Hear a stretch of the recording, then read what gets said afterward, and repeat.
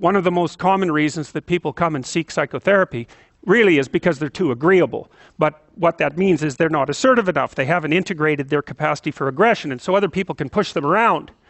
And they're very conflict avoidant. And so the consequences of that across time is that you don't stand up for yourself well enough, and you get taken advantage of, and that spirals badly downward. And so partly what you do when you're doing assertiveness training with people is you find out what they're angry about.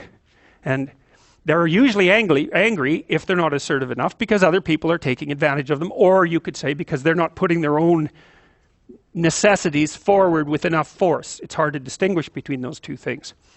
But anyways, you get them to talk about what they're angry about. That often makes them cry, often many times. And then you get them to kind of envision what they would want to have instead, which they're often afraid to do because people are afraid to think about what they want, because that makes it more clear when they're not getting it, and that's painful, right? Or maybe they're afraid of hoping, so they won't specify a clear aim. But anyways, you get them to think about what they might want instead. You get them to think about the costs of not pursuing that, and then you help them develop strategies for integrating their aggression and with their thinking so that they can come up with a plan to approach the world in a more confident way. So for example, someone might come to me and say, I'm being bullied badly at work. And so then I'll say, well, what are your options? You have to put up with it? Well, we'll figure that out, because maybe you do. Maybe you don't have options. But here's how to find out. Get your damn CV together so it's pristine, right? It's ready to go. Get over your fear of a new interview, because people are generally afraid of that.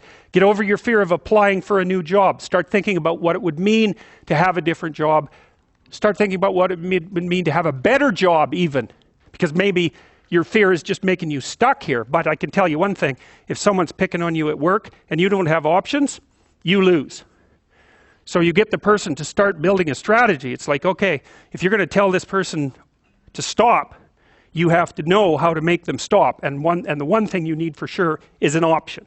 And if you don't have an option, then maybe we start thinking about the fact that you need some more training or something like that, because you cannot negotiate if you don't have any power.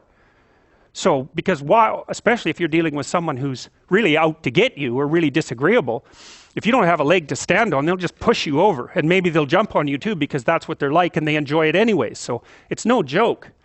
So you put your options behind you, and then you start to think about strategy. So I tell people, look, if you're being harassed at work, you document it every time it happens and you write it down. So you've got like 20 stories about it, and it's fully documented. And then you go confront the person at some point, but with at least 3 pieces of evidence. And you have some sense of what you tell them about what will happen if they don't stop. So you have to figure out, well, if they don't stop, what are you going to do about it? Leave? Not if you can't leave. So you have to be able to, wield a big stick and speak softly. But you see, that way that's how you take your aggression, which is an absolutely necessary part of your psyche, and manifest it up into a sophisticated means of dealing with the world. You don't just suppress it. You say, well, I should be able to put up with it, or I wish I wasn't so angry, or something. It's like, forget that. That's all that'll happen is your blood pressure will stay high and you'll die of a heart attack, because anger, for example, is a very toxic emotion. And it does cause heart damage over time. It's the only emotion that we really know that's been linked to things like cardiovascular risk.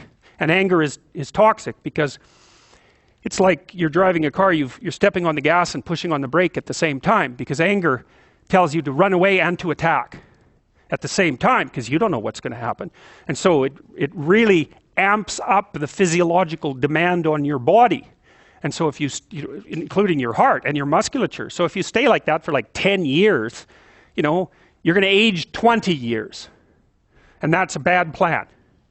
So you take your underground emotions and you integrate them into a sophisticated reality.